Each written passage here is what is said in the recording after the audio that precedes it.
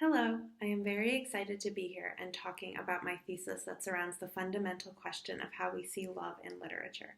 Since I was a young teenager, I had always been swept up in the world of romance novels, but it didn't take me long to notice a pattern, specifically one steeped in ideas of masculinity and femininity, class differences, and perhaps most unfortunately, the inevitable resignation of the female protagonist to a life of bland luxury.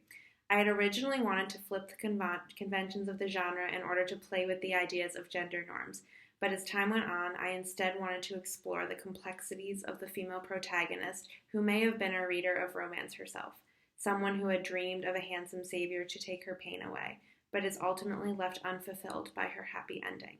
My three short stories, The First Time, The Second Time, and The Last Time, represent a series of fateful meetings between two people who, in another world, may have just made it. The first time in which young Bailey meets Evan. The door opened in the middle of her second knock, and there he was. Bailey expected a man, but she was faced with a boy on the precipice of manhood maybe, but still a boy. Evan was taller than her, which was abnormal for Bailey, who at almost 6 feet was taller than most boys her age. Where she had expected the hottest boy in school, she instead saw someone who was quietly on the verge of being beautiful. The type of boy that middle-aged women would see in a restaurant and tell each other, oh, you know he's going to be gorgeous one day. His hair was almost as dark as hers, but had streaks of lighter brown, remnants from a summer in the sun, and his sweat was matted in thick curls against his head. His eyes were a striking green, but also red and bleary, as if her knock had woken him up. There was a faint bruise under his right eye, already yellowing. His lips were thin and aristocratic, but contorted down in such an ugly way that it took Bailey aback. He hadn't even lost his baby fat yet, but was looking down at her with the contempt of an old, bitter man. She almost took a step back, but her disappointment in his appearance and his unjustified anger at her made her purse her lips back, attempting to match his scowl one for one. Sometime later, avoiding the table as much as possible, Bailey looked around the rest of the fairly large hotel suite, with doors open on both sides into other rooms. She spotted bottles on the counter and wagered that she would need her liquid courage if she was going to ask for a ride. That's all she wanted to do here now after seeing the table covered in pills, and she made her way over. There were a few girls in the kitchen, seeming closer to Bailey's age and naivete. They were huddled in a corner, taking sips from a plastic bottle of rum and giggling to themselves. Taking a breath, Bailey perused the bottles as if she was shopping for a new bag.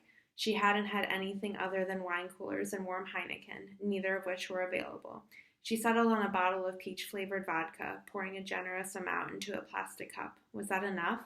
The girls in the kitchen looked at her, and one of them smiled, and Bailey felt relief wash over her. She was about to approach them until he caught her eye again. Evan was on one of the hotel beds that had been shoved into a corner, his head against the wall and his eyes closed. April was sitting next to him, her hand on his back as she spoke quietly, and Bailey wondered what it would be to be like her, to be comforting Evan Springer, to be able to soothe a man with words. There was another boy on the bed closer to the edge. He was handsome, more so than most, and was also talking to Evan, his brows furrowed in worry.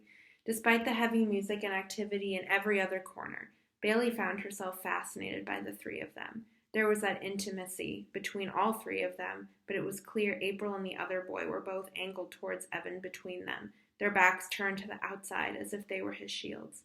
Despite the low lights and the smoke, she found herself fixated on what she could see of Evan's face.